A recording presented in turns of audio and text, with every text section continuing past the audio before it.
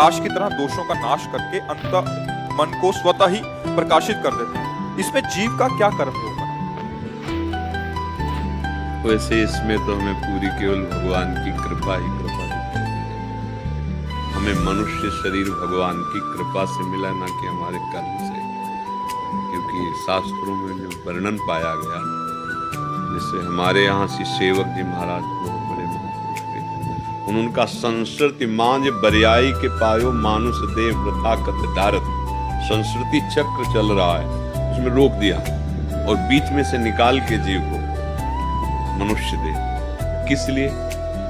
बोले बड़े भाग मानुष तन पावा, सुर दुर्लभ सदग्रंथन गावा, साधन धाम मोक्ष कर द्वारा।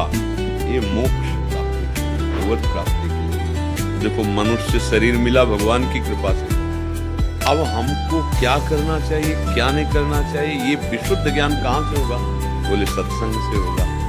तो इसमें भी कृपा, बिनु सत्संग विवेक न होई, राम कृपा बिनु सुलभ न।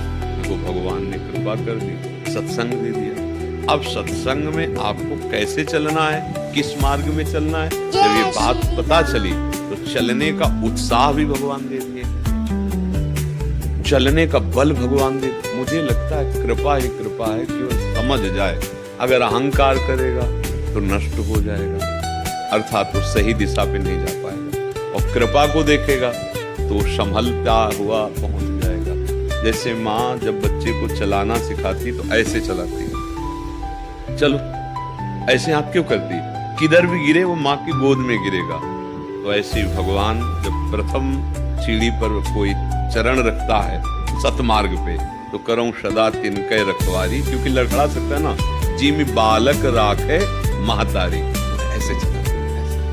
और अहंकार ऐसे चलो, अब गिरेगा, क्योंकि बहुत फिसलन का मार्ग है, बहुत सूक्ष्म मार्ग है।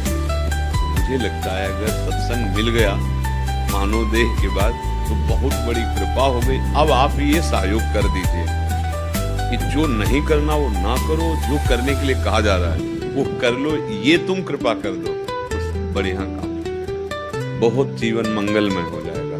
देखो कुछ बातें ऐसी हैं जो अंदर से आती, नहीं करना चाहिए, आप नहीं मानते। भगवान बाहर से सत्संग के द्वारा, शास्त्र के द्वारा आपको सुनवा रहे हैं कि ये मत करो, आप मान लो। आप मान लोगे तो आपने मानो कृपा का आदर कर लिया, तो आप निकल जाओगे। ना मानोगे तो ऐसे दलदल में फंस जाओगे कि फिर निकलना भी चाहोगे तो नहीं।